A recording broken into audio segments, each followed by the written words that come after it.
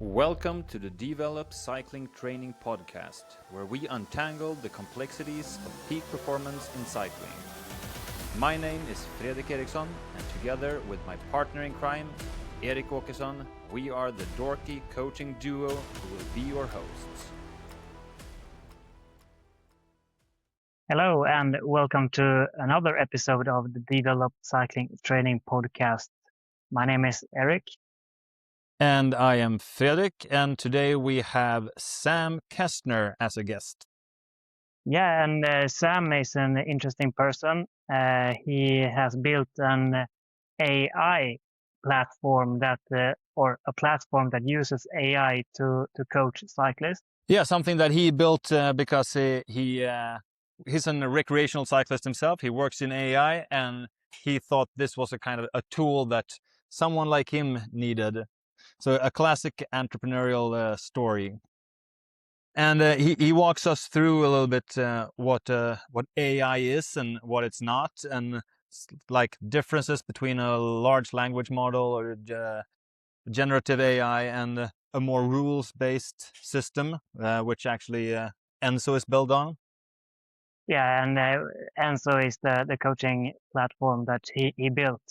And as the conversation went on, we talked a bit about the role of a human coach like Fredrik and I in an AI future, and that how we can use AI as a tool in our day job. Yeah, and something that we finished with, which is really important, like the kind of the soft humanistic things around this is like, how do we build trust in an AI coach, and also who's responsible if something goes wrong, like an injury or overtraining. We dive into those kind of philosophical questions in the end, but let's not keep you listeners from it. Here is our conversation with Sam. All right, we are happy to welcome another guest to the podcast, Sam Kaestner. Welcome, and well, introduce yourself any way you feel necessary. Sure, thank you. My name is Sam Kaestner. I'm an avid cyclist, though very much an amateur. I'm also a designer and developer, and I've built a coaching platform called Enzo.bike. Here to talk about that and AI and the way the coaching space is headed, perhaps. Yeah, well, we think, like we said when we were chatting before we pressed record, I think AI coaching in many ways is the future for a lot of cyclists. And as coaches, we're excited about all the things that it can bring, the positive things that it can bring to sports. But it's also interesting to hear from your perspective where kind of the details and what might not be a perfect fit, at least at the moment. That's going to be something interesting to sink our teeth into. Sure. So, like the first question from our part is like, what does AI actually mean? I mean, we know it's artificial intelligence, but I mean, how is that different from machine learning or like regular software? Could you explain that? Yes. So regular software, as we know it, like that we've been using for decades, is basically a calculator. It's rules, and we can code very complex rules in, but the same input will get the same output every single time, unless there's a bug or something like that. But in theory, if it's built correctly and there's no errors, same input equals same output. So when you're working with these large language models that have, billions and billions of data points, it's based on a very large set of data and gives you very good probability of right answers, but it can also give you wrong answers, and it won't necessarily give you the same answer every single time if you give it the same input. And sometimes it gives you a very convincing wrong answer, which is where it can be dangerous for a coaching product. Right. And how you mentioned probabilities, and that's kind of where we are, is when we talk about general artificial intelligence or generic, I don't know the term, that kind of thinks for itself. then we're not talking about probabilities anymore, is it? Then that can be a creative by itself, so to speak. Right. I mean, are you talking about like when we finally reach like Gen AI, like the big? Yeah. Well, yeah. I'm by no means like a generative AI engineer. Like I build things with AI all the time, and that's my day job all the time. But when we reach that, I think that'll be another frontier for probably the entire human race, not just the cycling coaching industry. Yeah. For sure. So we'll cross that bridge. We can do a follow-up in a couple of years there. Yeah, but I think a lot of people, and me included, kind of don't really understand the difference, of course, but where we're at on this continuum. We're still kind of, like you said, the probability-based AI. We're nowhere really near the generative AI yet, so to speak. Yeah, well, I mean, it is generative AI, so it is creating things, but we're not at, we're not at like a general intelligence. Yeah. But the thing that I tell the people that I work with is like you should think of even the frontier AI models as like a very well-read junior intern or something like that. So they just know hordes of data. They have so much intelligence, but sometimes they tell you the wrong thing and you have to check. Which is, can be very useful if you know what you're looking for. But if you're operating in a domain that you're not totally familiar with, just kind of blindly trusting everything that comes back at you is not always the best. Right. And you built an AI app, a coaching app for cyclists. Why did you do that? And what problems did you identify with other coaching apps? Yeah, so I hope this isn't too long-winded, but I'll give you the story of why I built this thing in the first place. Yeah.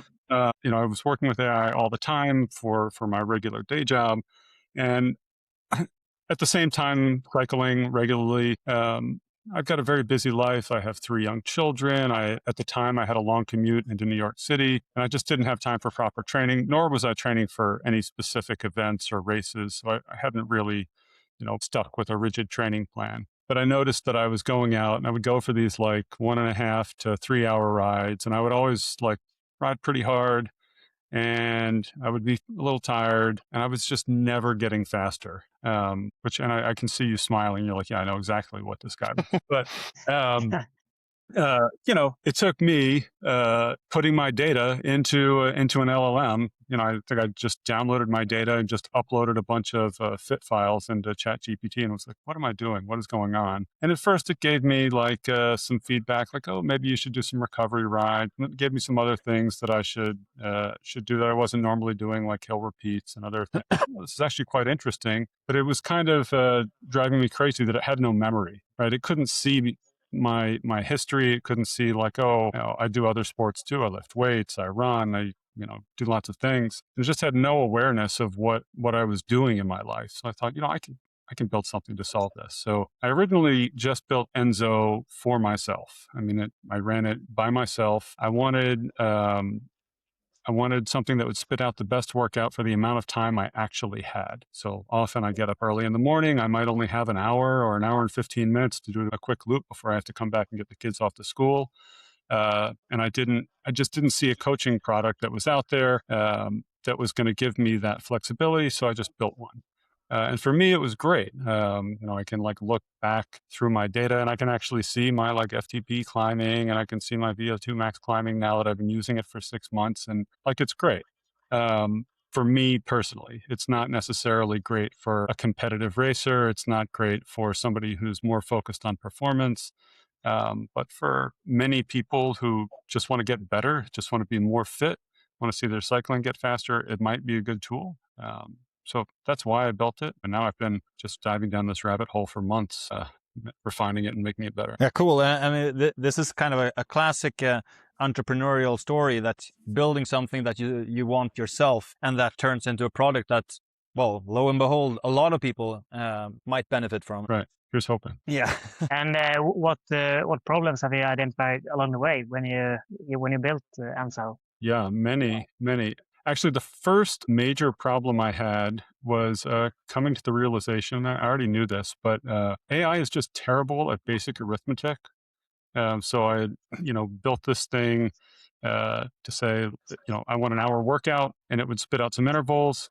and I wasn't super sophisticated. I was literally just, keeping track of the intervals in my head or on a with a timer or something. It's not that complicated. And then I would add it up and realize, wait, this is like an hour and 20 minutes, or this is only 40 minutes. It was just not giving the correct durations and saying, oh, this is an hour ride. So, the first thing I had to do was just build in a computational check. Is what the AI gave me actually what I asked for, which seems ridiculous. We have these incredibly smart models that can't do basic math. So that was a very early problem. And along the way, many other little problems. I had it tuned too far towards recovery. A lot of people have complained about many of the AI platforms just constantly prescribing recovery rides, which is a problem if you live somewhere hilly. It's really hard to truly keep your power in zone 2. It's almost impossible if it's really, really hilly to keep your power down on an endurance ride. And the AI will see that and think, oh, this ride was too hard. It can't be a recovery ride. The next one has to be a recovery ride. And it's just a cycle that goes on forever and ever and ever. So I had to build in some guards around that. But eventually I found that really the AI I just gave it too much leeway in general. I put too much of the decision on this language model, when in fact there's so much data and so much research out there around the way athletes should be coached that I was asking the AI to cite, why wouldn't I just look at the research and write proper rules for coaching based on science, based on research? So that's exactly what I did. So actually now, Enzo's not an AI coach at all. It's actually a rules-based coaching engine on published physiological research, and the AI just writes the descriptions of the intervals. It's very much a regular piece of software. All right. So like you said, it's not really an AI that can do whatever it wants anymore. Now you kind of made it stick to what you wanted to do, and almost totally rules based now. So within these rules, I mean, how complex do they have to be? Can you give an example of how these rules work and how that kind of affects what kind of workouts the athlete gets? Sure. So at a broad level, I classified, or Enzo classifies athletes based on, experience level. How long have they been cycling? What's their volume in general? Are they doing 2 hours a week, or are they doing 15 hours a week, and everything in between? And some general fitness classifiers. And all of this is based on data that we pull from Strava, or you can actually upload your own data as well, if you'd like to do that. So we make a general classification about the athlete, and then the rules basically, do a polarized model. So, it's tweaks it slightly for whether the athlete says they're, trying to keep up on punchy group rides, or they just want sustained endurance. But in general, it will, give you polarized workouts. So roughly 80% of the rides should be a lower intensity. And when it gives you intensity, those rides will be more intense. And if you don't stick to it, the next one will be intense, or it will have you do what you can. I also, something that is really useful to me, because I don't just ride with the prescribed workouts. Sometimes I go on group rides, or I ride with friends, or I don't know, I just walk out the door and go for a ride.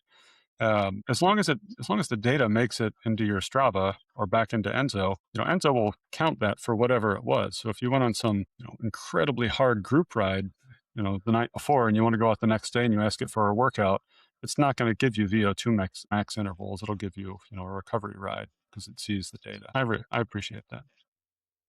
So how do you handle things like personal preferences or a training philosophy? These rules are set.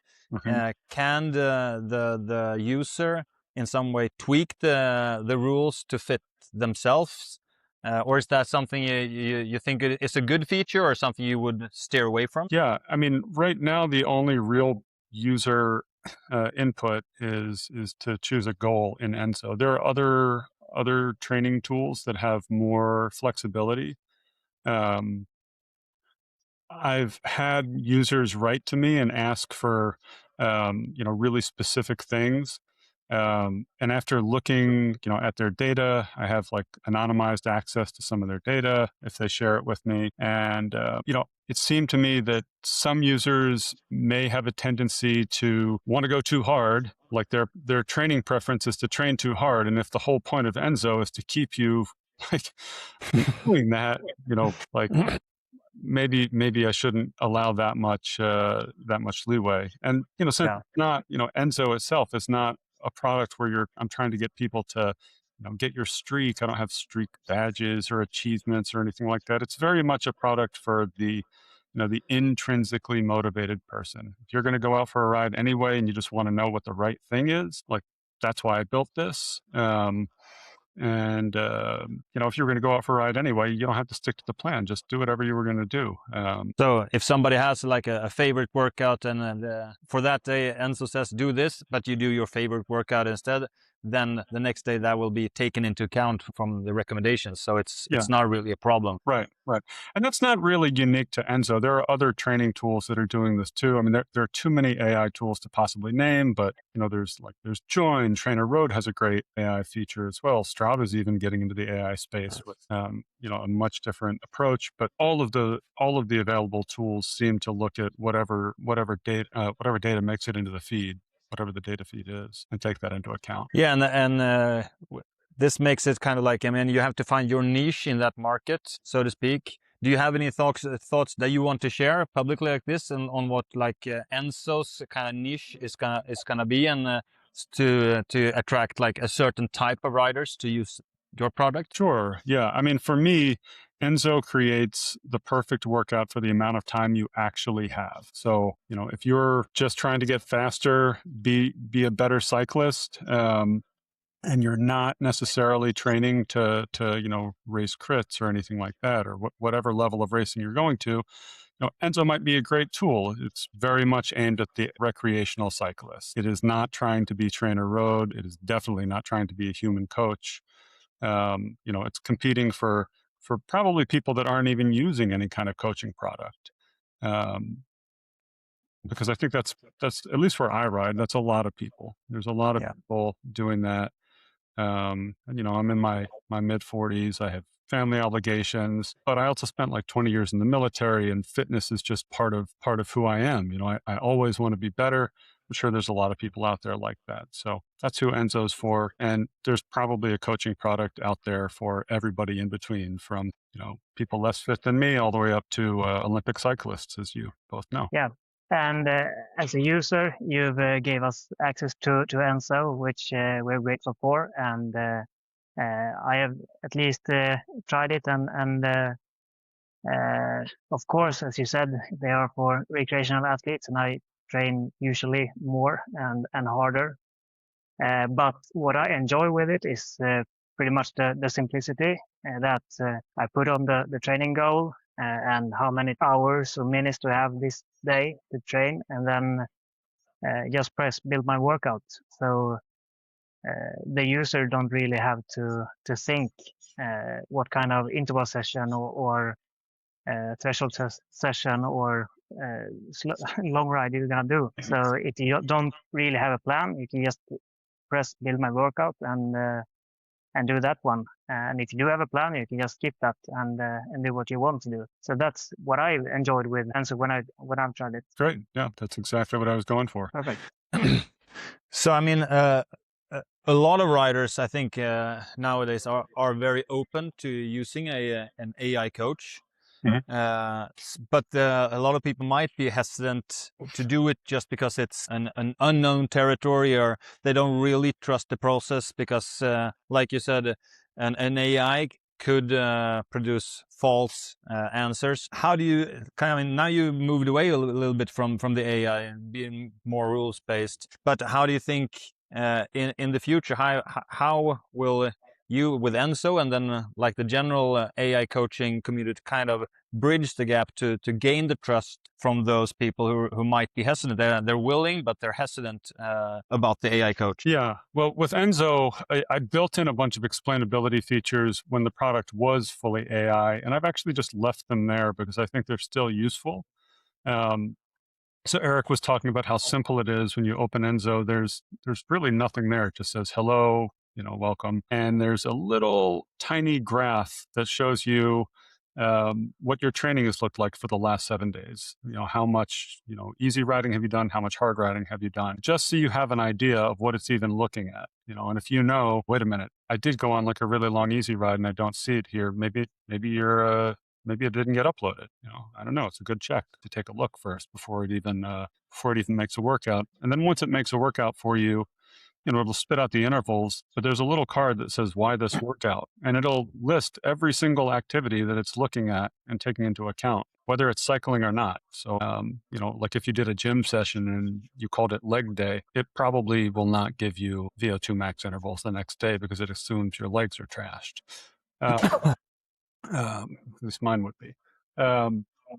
So I think like this explainability on a very, very visual, simple level is the way to go. A lot of AI, like if you're reading Claude or Gemini, chat logs, they flash up these little descriptions of what it's thinking about as it's going, but it goes by so quickly. And, it's how often do we actually go back and read through all of that? But that's the decision chain. That's the reasoning that goes into account as it's making a decision. So I just wanted to make that as visible as possible. And I think that's probably what more AI tools and possibly even more coaching tools in general should do, because that's something that a human coach can do. You can both talk to your athletes and say, this is why we're having you do this, whatever the decision is, and you can explain that.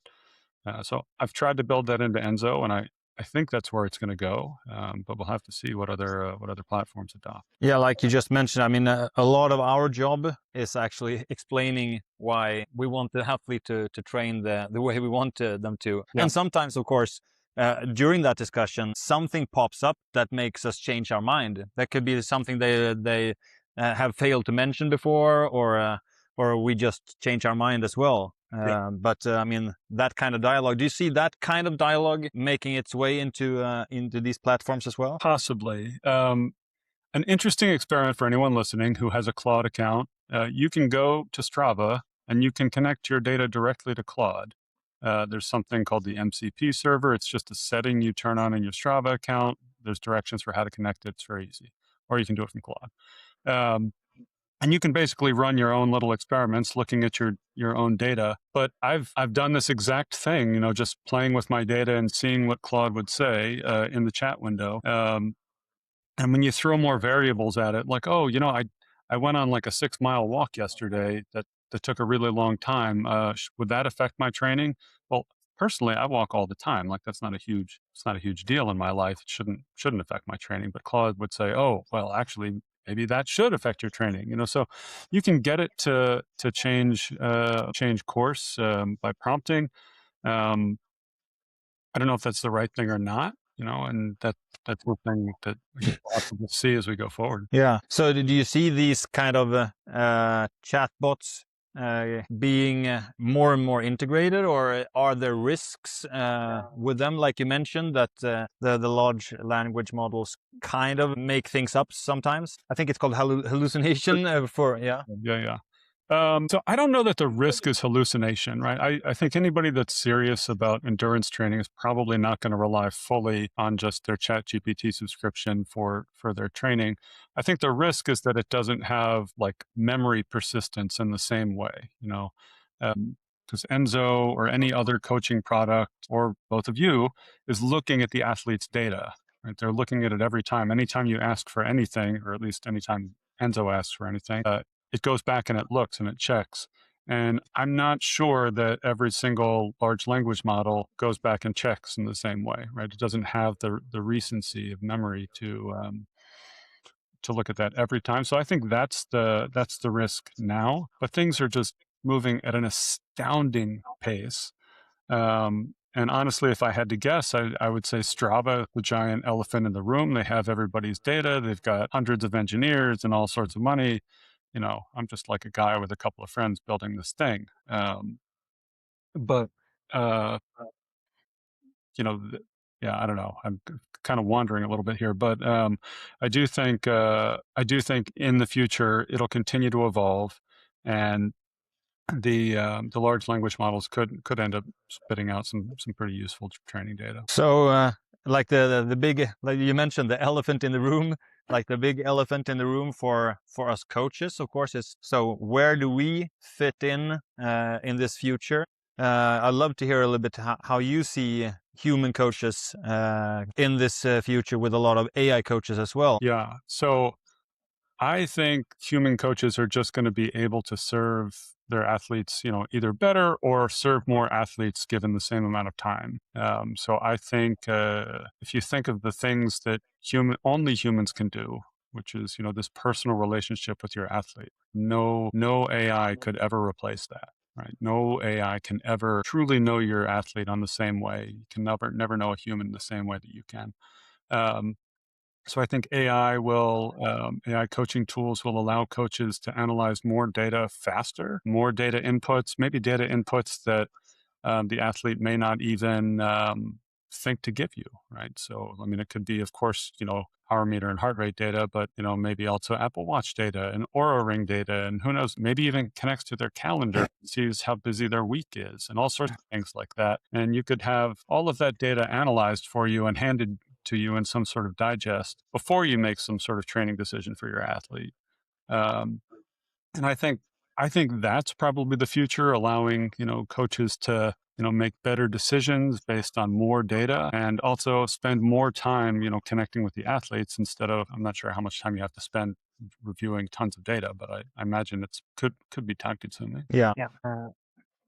Now, and back to that, I think we spend enough time making training programs and analyzing data, and that kind of, just like you said, distracts or takes time away from things that an AI can't do, at least not in the foreseeable future, that we humans have to do.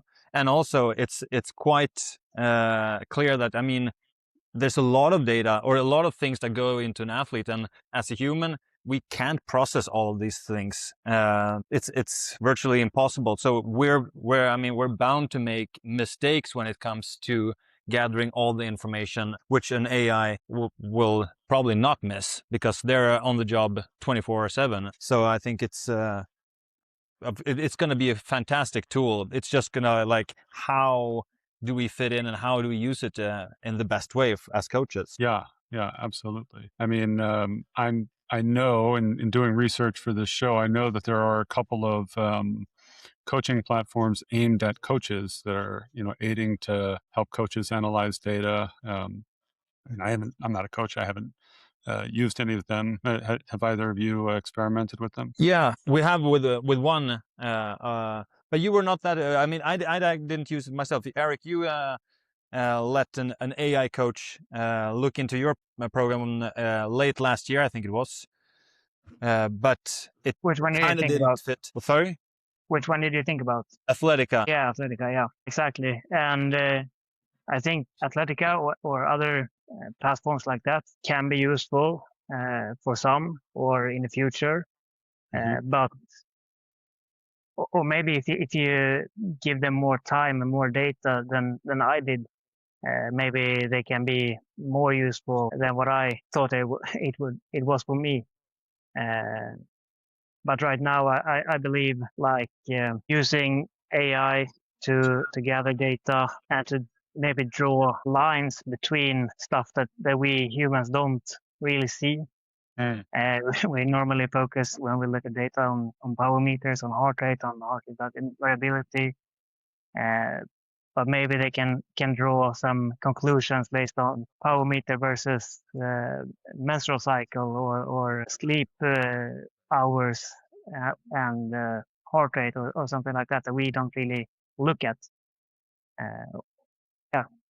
Or maybe more than just two variables. And I want to add also that, I mean, I had quite high hopes for when you tested that, because I mean, there's some of the best and brightest brains in our industry behind that coaching tool. So, and if that kind of brain power and experience and all that goes into it doesn't really make the cut for at least the kind of a level of athletes that we usually deal with, then it's probably a long way to go. Of course, you said it's moving quite rapidly now, but still, it was a little bit like, oh my God, if these people who are really know what they're doing doesn't really make the cut for that type of athlete that Erik is, then we have a way to go in this regard. Yeah, interesting. Yeah, but it was like maybe 8 months ago, so I haven't tried it now. Maybe it's a lot better in 8 months. Yeah, absolutely. The pace is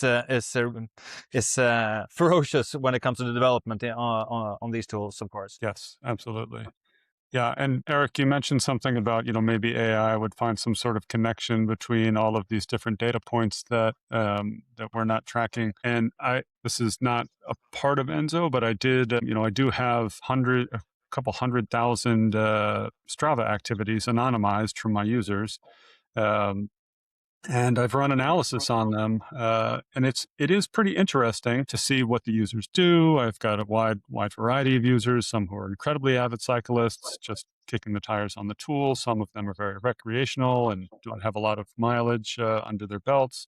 But the thing that I thought was really interesting is there was no magic bullet uncovered. Everything that came out of the analysis was basically supported by research. It's all it's an incredibly well-documented space. There's been tons and tons of sports science research done.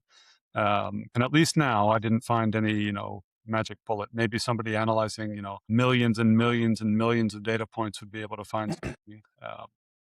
But everything I found basically backed up every bit of sports science research that I baked into the tool to begin with. So that was reassuring, actually.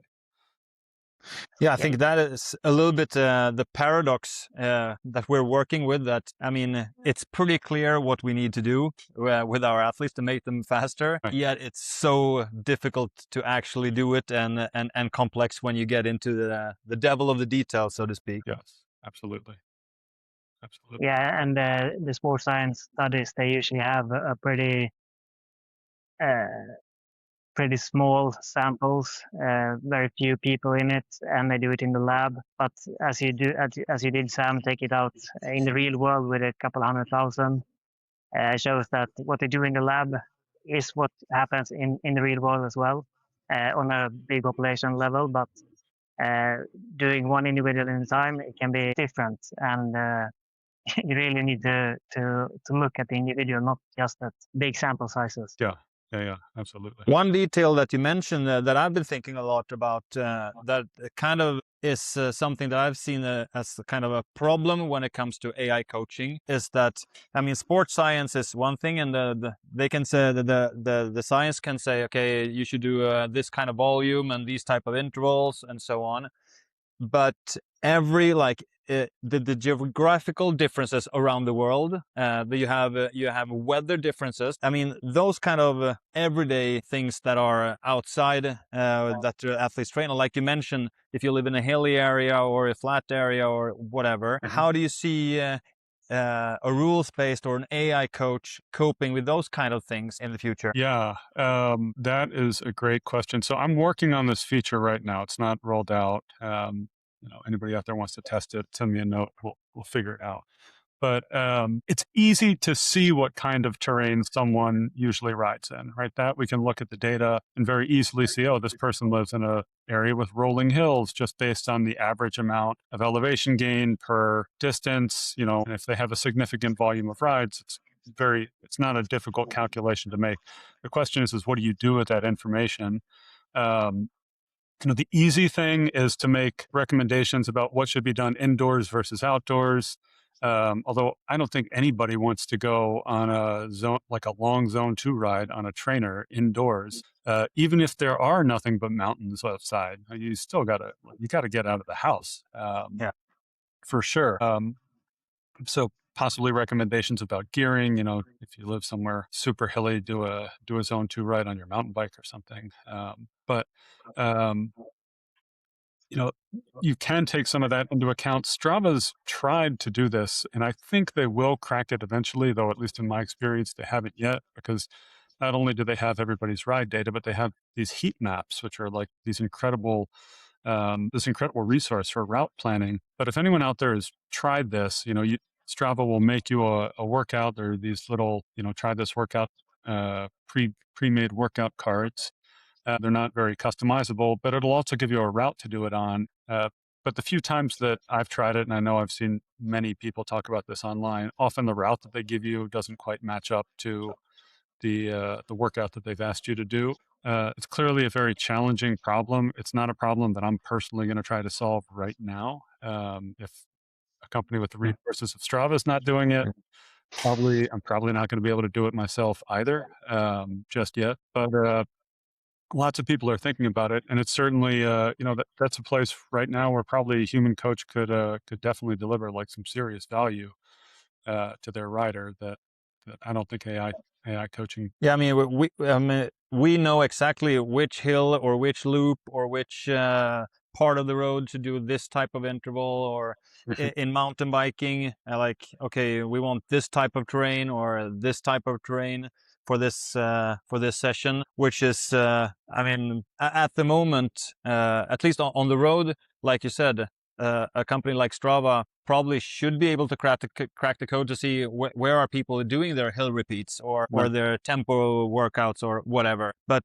take that into the off-road, and it's a lot more complex already, because you don't know how exactly that terrain is, which might be, well, the physical part might be okay, but the technical ability might be too difficult for this rider or too easy for this rider, or wrong type of technique or whatever. Yeah, definitely. One thing that I'm a bit curious about is that when does AI stop? When does AI become too much AI? When does AI become too much AI? Well, I think right now, I mean, just blindly trusting AI to do anything is probably too much AI. If you're doing your entire training program based on AI, that might be too much AI. If AI is running your entire daily habits and your calendar and responding to your emails, that's probably too much AI.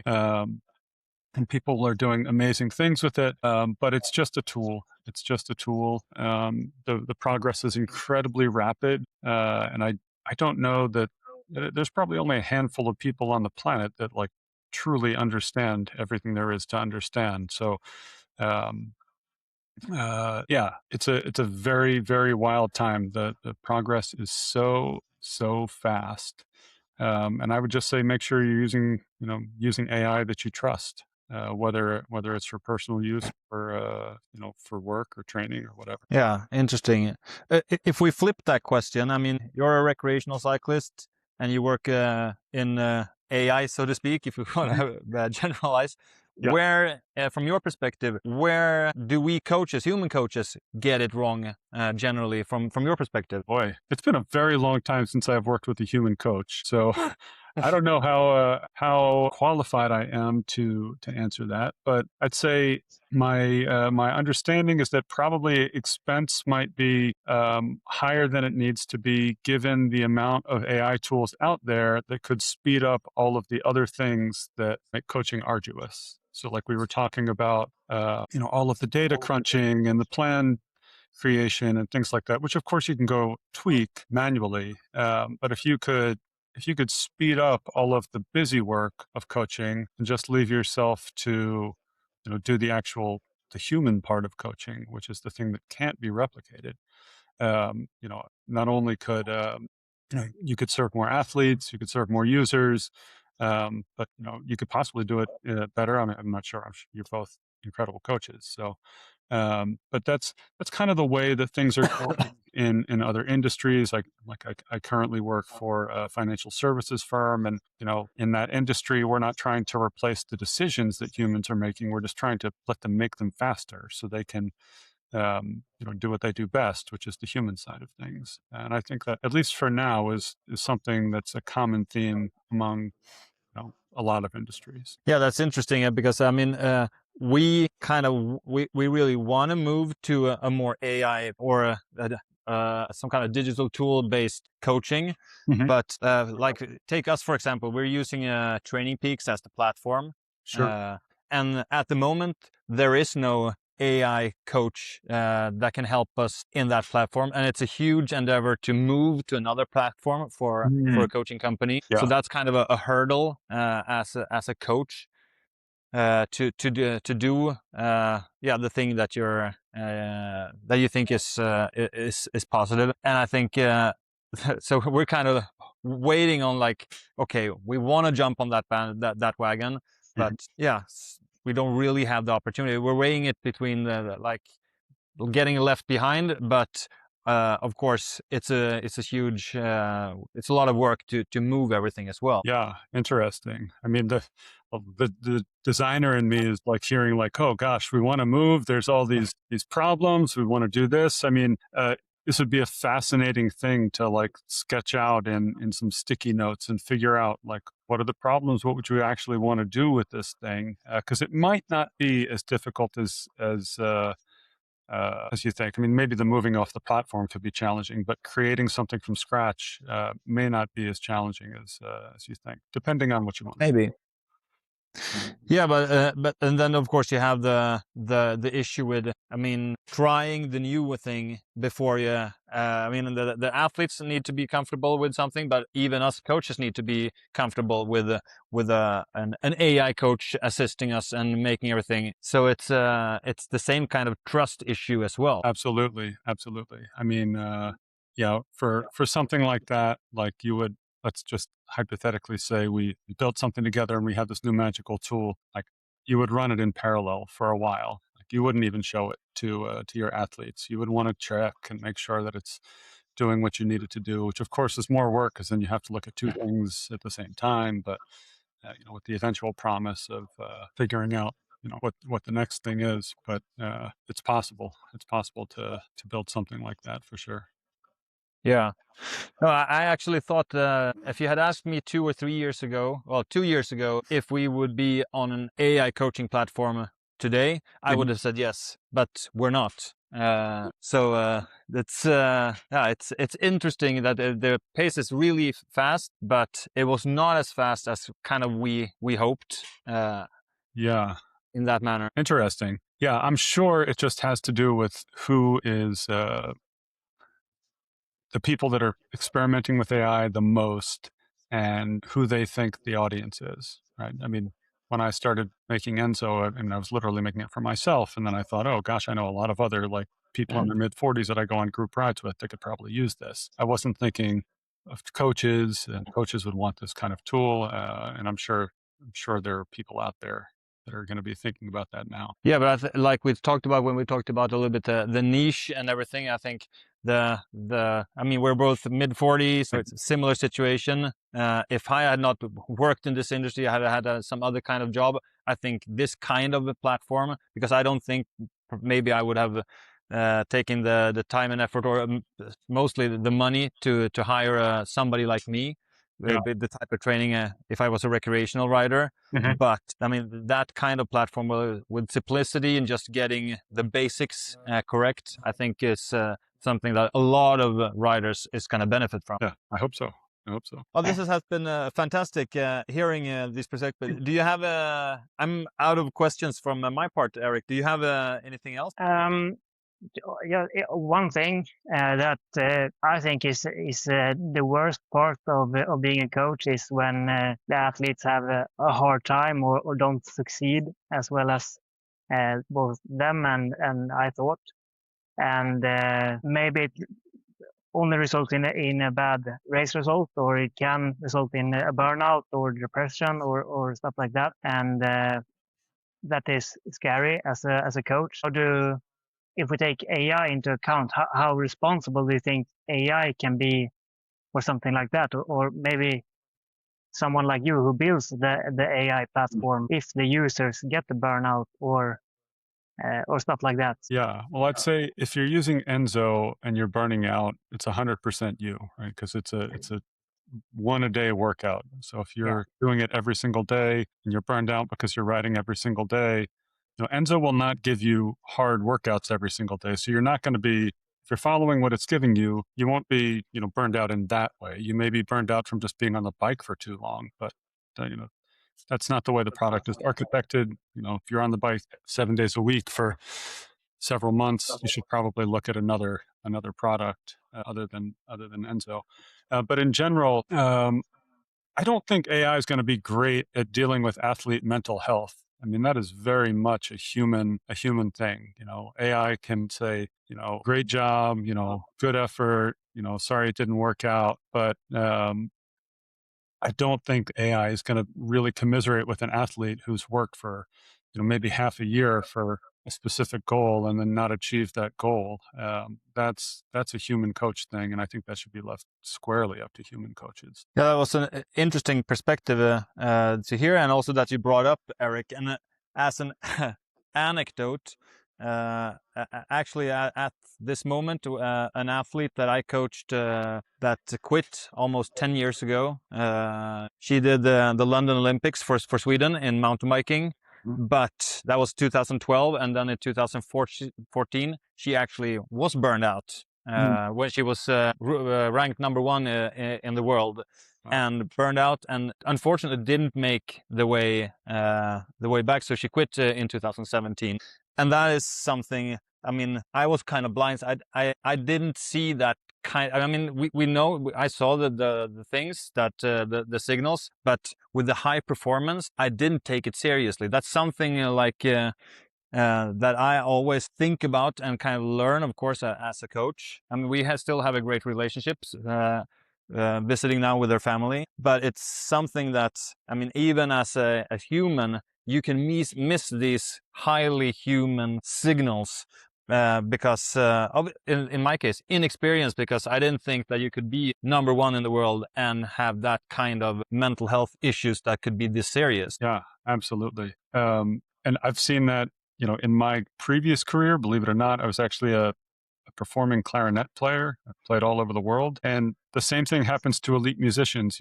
People achieve these chairs that they worked their entire lives for, going from elementary school all the way through college and graduate school, and eventually working their way up to, what would be considered a major orchestral chair in the United States. And, they're just burnt out, and then they end up doing something else.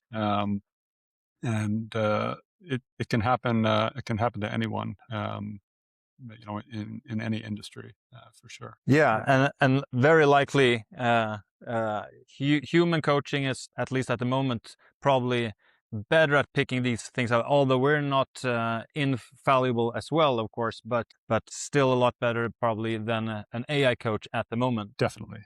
And I have no intentions of, at least for Enzo, trying to build in that side of coaching to the platform. That's not on my roadmap now or ever. Great. Yeah, it's been fascinating to hear about Enzo and AI in coaching. In general, I'm satisfied with this conversation. Yeah, I've learned a lot about what goes on a little bit under the hood, and what is AI, and what it can't do, and other kind of pathways to deliver something useful for an athlete. Well, thank you. I really enjoyed the conversation, learning from you both as well. And if anyone out there wants to try Enzo, it's free to try. Enzo.bike. There should be an iOS app. I'm not sure when this will air, but in the next few weeks it should be live. Go check it out. Then this podcast will probably be before. Okay. Yeah. Sooner or later, but it still works on the website. So yeah. Cool. Have we forgotten anything, Sam, that you want to mention? Or no, I don't think so. It was a great conversation. Thank you for having me on the show. I really enjoyed it. And seriously, like in the future, if you ever did want to explore, designing something from scratch, let me know. We can. I'd love it as a side project for your use. I mean, cool. We really enjoyed this conversation, and well, it sounds like we might be keeping in touch. Okay. Yeah. Thank you. All right. Bye now. Bye. Bye.